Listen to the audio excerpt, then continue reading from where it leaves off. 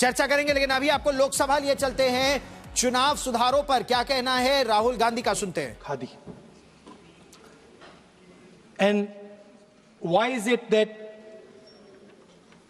he only wore khadi?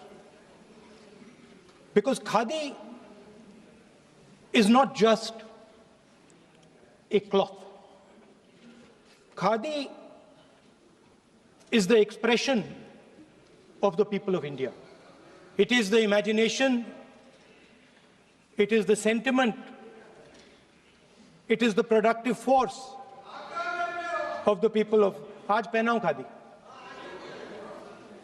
It is the expression of the people of India. Speaker sir, whichever state you go to, you will find different fabrics. There's the Himachali cap, Assamese gamcha, Banarsi sari, Kanchipuram sari, Naga jacket, and you will find that all these fabrics represent the people. When the people of Assam give you the gamcha,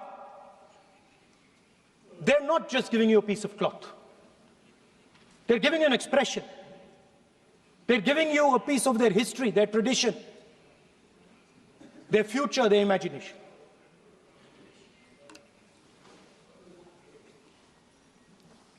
It's the same when the Nagas wear their jacket. When they come and see us, they make us wear the jacket because they want us to be embraced by the fabric.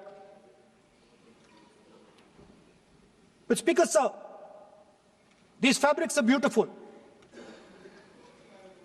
But if you look slightly deeper and you look closely at the fabric, you will find that each one of them has thousands of little threads embracing each other.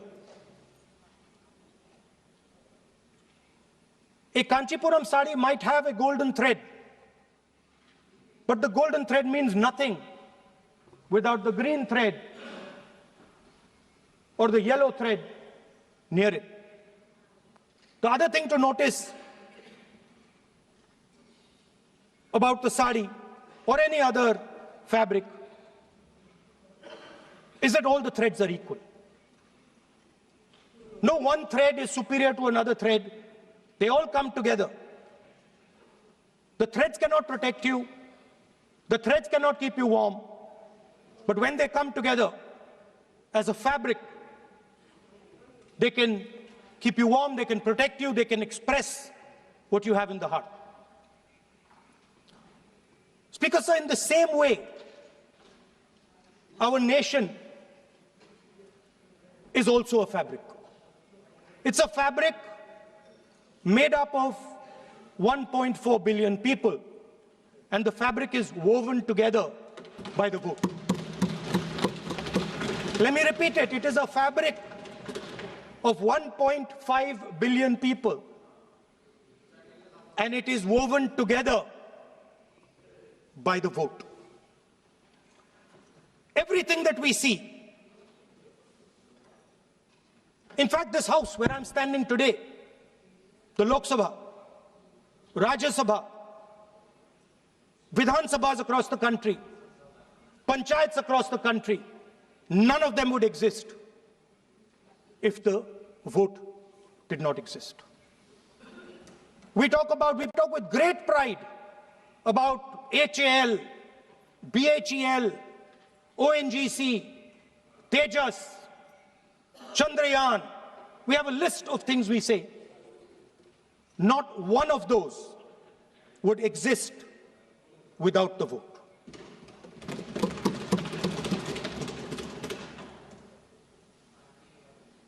Speaker sir,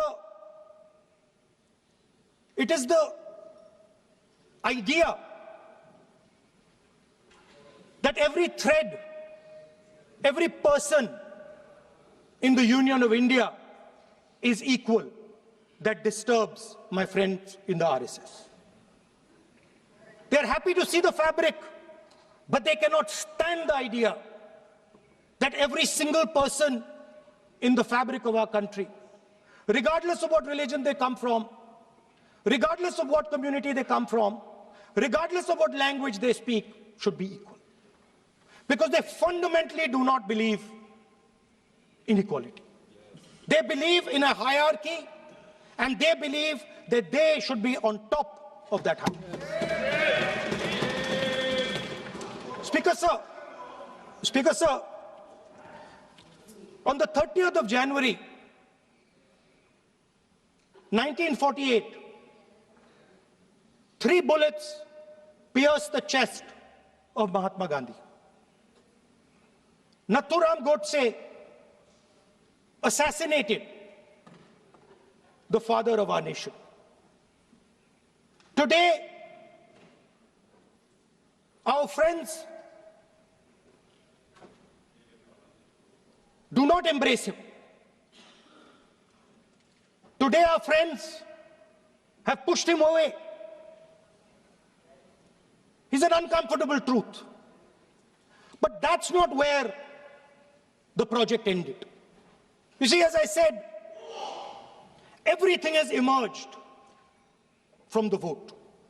All the institutions have emerged from the vote. So it's obvious that the RSS has to capture all the institutions that have emerged from the vote. So the project, after Gandhiji's assassination, the next step of the project was the wholesale capture of India's institutional framework.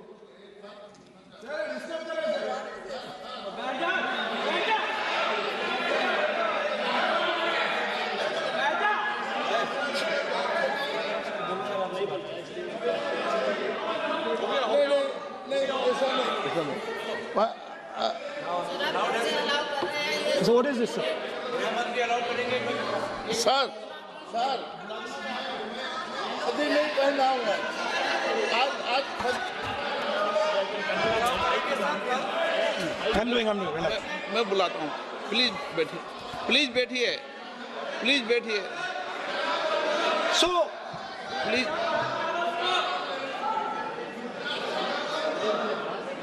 sir, आप बोले पर हाथ मत जोड़े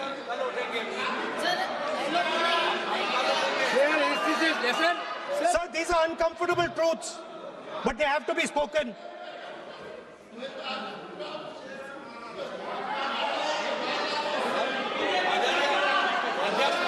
कितना खादी पहनते थे थोड़ा बता दे So these are uncomfortable truths, but they have to be spoken. My friends don't like the connections I'm making. They're disturbed by them. It's obvious. Speaker, sir, so after the father of the nation was assassinated, his vision of an equal India, of an India where institutions belong to the people, had to be destroyed. And so the process started, and the RSS attempted to capture one institution after the other. And I will give some examples so that it is crystal clear that this is the case. Everybody knows how vice chancellors are placed on top of Indian universities today. Every single person knows this. You go to any university, you speak to any youngster in India, he will tell you that it does not matter whether the professor has qualifications. It does not matter whether the professor has a scientific temperament. The only thing that matters is the professor belongs. माननीय सदस्य एक minute माननीय सदस्य चुनाव सुधारों पर चर्चा हो रही है। सर ये मैं उसी पे कर रहा हूँ सर। आप किसी भी संगठन का नाम जो इस हाउस में उसका नाम ले लें। नो एलओपी है तो इसका मतलब ये नहीं है। एलओपी का मतलब नहीं, आप जनरल बात बोलो। आप राष्ट्रपति भाषण में बोलिए जनरल बात। सर हम लोग सुनना चाहते हैं। सर स्पीकर सर हम लोग सुनेंगे शांति से। हम लोग शांति से सुनना चाहते हैं और ये आप लोग सुनिए ना क्या कहना चाहते हैं। धमकी देंगे आप? हम लोग सुनने के लिए बैठा है। अभी तक नेता प्रतिपक्ष एक शब्द चुनाव सुधार पे अभी तक आया ही नहीं है। संसदीय कार्य मंत्री बोल रहे हैं। मैं स्पीकर का परमिशन से ही बोल रहा हूँ। हम सुनने के लिए बैठे हैं। अरे हम सुनने के लिए बैठे हैं। नेता प्रतिपक्ष चुनाव सुधार के लिए जो सुझाव देंगे सुनने के लिए तो हम बैठे हैं, लेकिन चुनाव सुधार को नहीं बोलते हुए कहा जो इस सदन से कोई वास्ता नहीं, जो संगठन उसका कहानी किसी और का बोलना ये कोई उचित नहीं है। समय बहुमूल्य है, समय का मर्यादा भी है। सबका सब यहाँ सुनने के लिए बैठे हैं और ये समय बहुत कीमती है, इसलिए हर एक पल अच्छा शब्दों का कोई अच्छा ज्ञान दे, सुझाव दे, सुनने के लिए हम लोग बैठे हैं। मेरा एक सीमित अनुरोध है नेता प्रतिपक्ष से, आप विषय पर ही रहिए। हम लोग सब बैठे हैं, गृह मंत्री जी भी सुनने के लिए बैठे हैं, लेकिन आप विषय पर नहीं बोलेंगे तो जो विषय तय किया गया है उसका क्या मतलब है। अगर चुनाव सुधार पर ही नहीं बोलेंगे तो फिर इतना समय सबका क्यों बर्बाद करना चाहते हैं नेता प्रतिपक्ष। What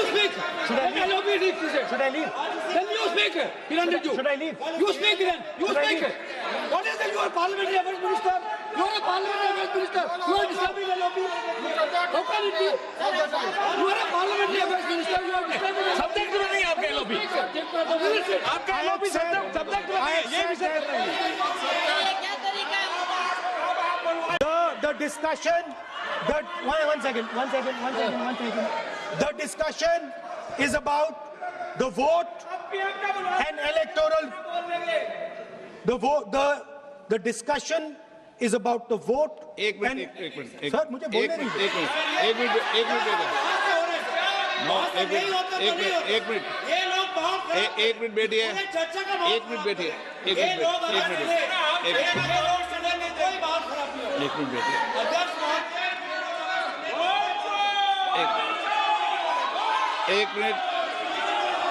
एक मिनट बैठिए। माननीय सदस्य में बैठे बैठे अनऑफिशियली बोल रहे हैं, उस विषय बोल रहे हैं। सदन की गरिमा को बनाए रखें, आसन को चुनौती देने का प्रयास मत करिए, ये ठीक नहीं है। Speaker sir, I want to make it very clear. Please. Speaker sir, I want to make it very clear. The discussion is about votes. The discussion is about the stealing of votes. The discussion is about the SIR, and I am framing my discussion about votes. Yes. And what is happening here is patently unfair. I am not being allowed to speak. I am being disturbed, and I put my protest here. I have done absolutely nothing wrong. I am talking about the subject. In order to capture the vote, you have to capture institutions. I am saying that institutions of India are captured, and I will come to the point, which is Election Commission is captured. So, the project of the RSS was to capture the institutional framework of the country, and I said how the education system has been captured. Vice Chancellor after Vice Chancellor after Vice Chancellor is placed not on merit, not on capability, not on scientific temper, but on the fact that he belongs to a particular organization. Second capture, which helps in destroying democracy, the capture of the intelligence agencies. We have the Home Minister sitting here, the capture of the CBI, of the ED, of the Income Tax Department. And the systematic placement of bureaucrats who favor their ideology and attack the opposition and anybody who chooses to oppose the RSS. That is the second institutional capture. And the third institute, there are many more. I can go on. And the third institutional capture. What is this?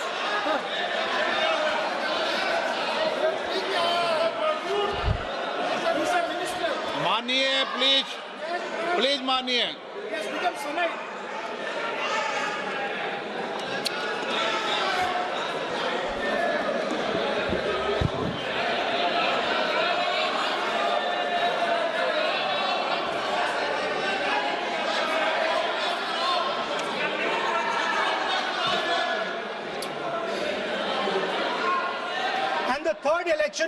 The third capture of the institution that directly controls the election system of our country, the Election Commission. Now, I'm not saying this without proof. I have put forth adequate proof about how the Election Commission is colluding with those in power to shape the elections.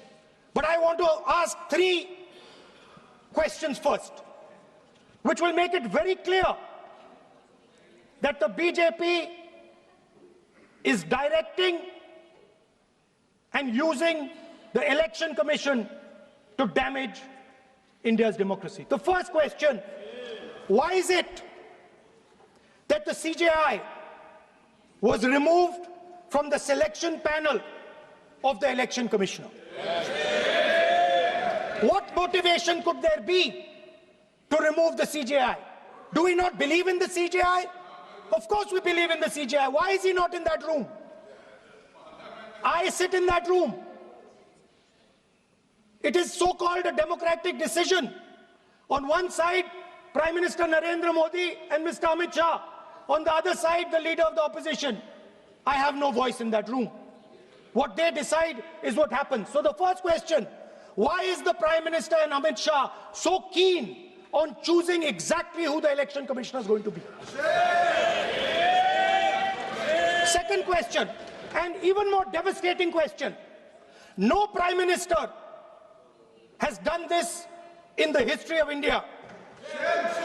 In December 2023, this government changed the law. They changed the law to make sure that no election commissioner could be punished for any action they take while they are election commissioner. Yes. Immunity. Why would the Prime Minister and Home Minister give this gift of immunity to the election commissioner? Why would they need to give this tremendous gift that no Prime Minister has given ever before to the election commissioner? Yes. Mr. Shah is looking into the ceiling. Maybe he will answer this question when he speaks. And finally, why was the law with regards to CCTVs and the data that they contain changed? Why was a law put in place that allows the Election Commission to destroy CCTV footage 45 days after the election? What is the need? The answer given is it is a question of data. It is not a question of data. It is a question of stealing the election. Now, what is the result of this institutional capture? What is the result of controlling the Chief Election Commissioner and the Election Commission? First of all, we have a set of election campaigns that are tailored for the Prime Minister. 3-month, 4-month, 5-month long campaigns are taking place so that the Prime Minister's schedule can be fitted in to the program. Second, we have a Brazilian woman who appears 22 times on the voter list of Haryana. Please. No. 22 times this lady appears. एक minute एक minute please, एक minute. आप नेता प्रतिपक्ष है, मैं इस तरीके से सदन की कार्रवाई नहीं चलने दूंगा। ये सदन है, सदन की गरिमा को बनाए रखें। आप सदन की गरिमा से बोलेंगे तो ठीक नहीं, जैसे सदन नहीं चलेगा। नो, गलत तरीका है आपका, नहीं होगा। आप ले रहिए, आप ले रहिए। नहीं, माननीय प्रतिपक्ष के नेता, आप पहले अपने सदस्यों को समझाइए। नहीं चलेगा, नहीं, ठीक नहीं है। नो, नहीं, बिल्कुल नहीं चलेगा। अगर आप सर माननीय प्रतिपक्ष के नेता, आप अपने सदस्यों को गरिमा समझाइए। सर, बट ये तरीका आप इतने सालों तक यहाँ पर हैं, ये तरीका उचित है क्या? सर, विरोध का तरीका होता है, लेकिन ये उचित तरीका नहीं है। तरीका इधर भी हो, नो, उधर का तरीका क्या है सर? नो, सबका तरीका उधर से होगा, उधर से भी बोलेंगे, इधर से बोलेंगे, सब जगह से बोलेंगे। Speaker sir, I don't agree with the showing of photographs here, but it is a reflection of our democratic structure. This is what is happening in our democracy, that you're not allowing us to show. This Brazilian woman has appeared 22 times on the voter list in Haryana. And not only that, there is one woman whose name has appeared 200 times, more than 200 times in one booth in Haryana. And it is very clear, and I have proven without doubt, that the election of Haryana was stolen and the theft was ensured by the Election Commission of India. I've said it again and again and again. Now, nowhere has the Election Commission answered my questions. The Election Commission has not told me why this lady's picture has appeared on the polling list. They have not told me why lakhs and lakhs of duplicate voters are existing. They have not told me why a BJP leader is coming from Uttar Pradesh to vote in Haryana. These are straightforward questions. And there is clear proof which I have put in front of the country. Right? But the Election Commission has no answer to these questions. And that is the result of the complete capture of the Election Commission by the people across the aisle. By the way, you're talking about SIR in Bihar. Let me say something about SIR in Bihar. Why is it that after the SIR in Bihar, 1.2 lakh duplicate photos are existing in Bihar, in the voting list? If you've cleaned up the voting list, why are there 1.2 lakh duplicates in Bihar? And we've not just proven this about Haryana.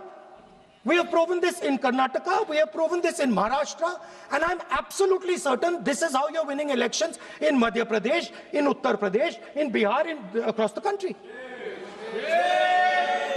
Now, so what I'm putting on the table is, it is very clear that you've captured the institution. I've shown the mechanism of that capture. I'm also showing you how the Election Commission is doing things that are completely out of line. I'm not getting any answers. Right? So now, let us come to how, when we are talking about electoral reform. Electoral reform is very simple. The point is, nobody wants to do it. The government doesn't want to do it. What does electoral reform require? What we've been saying. Number one, give machine-readable voter lists to all political parties 1 month before the election. That's the first step. The second step is take back the law that allows the destruction of CCTVs, CCTV footage. Very simple, not difficult. While you're doing that, also tell us what is the architecture of the EVM. Give us access to the EVM. Let our experts go and see what is inside the EVM. Till today, we have not had access to the EVM. We are not shown The architecture of the EVM, we're not physically allowed to go and see an EVM. Give us the architecture. Give us access to the EVM. And finally, please change the law that allows the election commissioner to get away with whatever he wants to do. That's all the electoral reforms you need. And I want to assure the election commissioner that they might be under the impression that this law lets them get away with it. Let me remind them, don't worry, we are going to change the law, and we are going to change it retroactively, and we are going to come and find you. Right? So this is the situation that the country is faced with. You know, everybody says to us, India is the biggest democracy. Actually, I was thinking today, we're not just the biggest democracy, we're the greatest democracy. And I'm not saying it just like that. I'm saying it, America calls itself the oldest democracy. But the democracy that weaves together the largest number of people, the largest diversity of people, the largest number of languages, the largest number of states is this. And so our most powerful asset, the thing that stitches together the entire concept of modern India, stitches together the fabric of modern India, brings people together, allows them to build this great nation, is being attacked by these people. They're destroying it. You know they're destroying it. I know they're destroying it, and they know they're destroying it. And I'd like to conclude by saying that the biggest anti-national act you can do is vote chori. There is no bigger anti-national act that you can do than vote chori. Because when you destroy the vote, you destroy the fabric of this country. You destroy modern India, you destroy the idea of India. So I'd like to conclude by saying vote chori is an anti-national act, and those across the aisle are doing an anti-national act. Thank you.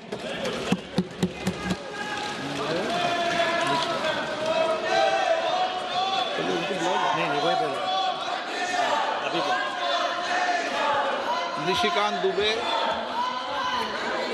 धन्यवाद सभापति महोदय।